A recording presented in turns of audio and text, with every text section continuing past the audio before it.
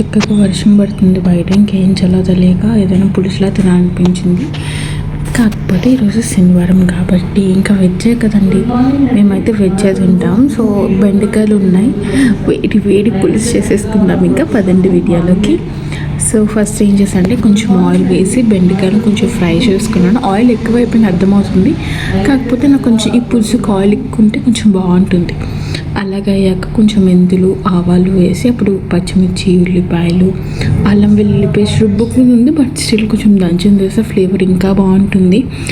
ఆ తర్వాత ఆనియన్స్ ఇవన్నీ బాగా కొంచెం ఫ్రై అయ్యాక అల్లం వెల్లుల్లి పేస్ట్ వేసి అది కూడా ఫ్రై అయ్యాక టమాటోస్ వేసేయాలి. టమాటోస్ వేసి దాని మీద ఉప్పు పసుపు వేస్తే బేగా మగ్గిపోద్ది. నాకు టమాటోస్ది పచ్చి వాసన ఉంటే నాకు నచ్చదు. జనరల్గా కొన్ని కర్రీస్ అయితే టమాటో స్మెల్ వస్తుంది, నాకు అలా ఉంటే నచ్చదు. టమాటోస్ అంటే ఇష్టం, బట్ ఆ స్మెల్లింగ్ అని నాకు నచ్చదు.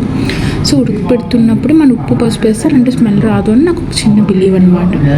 ఇంకా అలాగా బెండకాయలు వేసి చింతపండు పులుసు వేసేసి చాలా బాగా వండుకున్నాను. టేస్ట్ అయితే చాలా చాలా బాగా వచ్చింది. చూసి ఈ వంట కోసం కాకుండా ఇంకొక విషయం చెప్పాలి మీకు.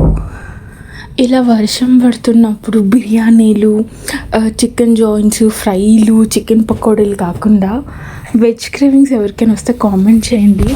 నాకైతే చాలా ఎక్కువ వస్తాయండి వెజ్ క్రేవింగ్స్. కానీ ఇక ఏదైనా స్వీట్ తినాలని ఆర్ ఐస్ క్రీమ్ తినాలని అలా క్రేవింగ్స్ వస్తాయి అన్నమాట. లైక్ గుత్తి వంకాయ కూర కానీ, మంచి పప్పుచారు అన్నం కానీ, లైక్ ఫంక్షన్స్కి వెళ్ళినప్పుడు ఆ పప్పుచారు అన్నం తింటాం కదా, వర్షం పడుతుంటే ఒక పక్క వేడికి చెమటలు కక్కుకొని ఆ ఫీలింగ్ ఎంతో బాగుంటుంది కదండి. అసలు నాకైతే ఈరోజు చాలా చాలా చాలా బాగా నచ్చింది. నా దగ్గర యాక్చువల్లీ బెల్లం లేదు, లేకపోతే బెల్లం వేసుకుంటాం మా సైడ్. మేబీ చాలామంది వేస్తారేమో, బట్ మా సైడ్ కొంచెం ఎక్కువ బెల్లం వేసుకుంటాం. అన్ఫార్చునేట్లీ బెల్లం లేదు ఇంట్లోని, అందుకే కొంచెం షుగర్ వేసేసుకొని, అండ్ నేను మర్చిపోయి నాకు ఎందుకో కొంచెం పులుపు ఎక్కువైనట్టు అనిపిస్తే కొంచెం ఇంగువ వేసుకున్నాను దించే ముందు. ఇంకప్పుడు అన్నం కూడా అయింది. వేడి వేడి అన్నంలో ఈ పులుసుతో కలుపుకున్న పచ్చిమిర్చి తింటే అబ్బా సూపర్.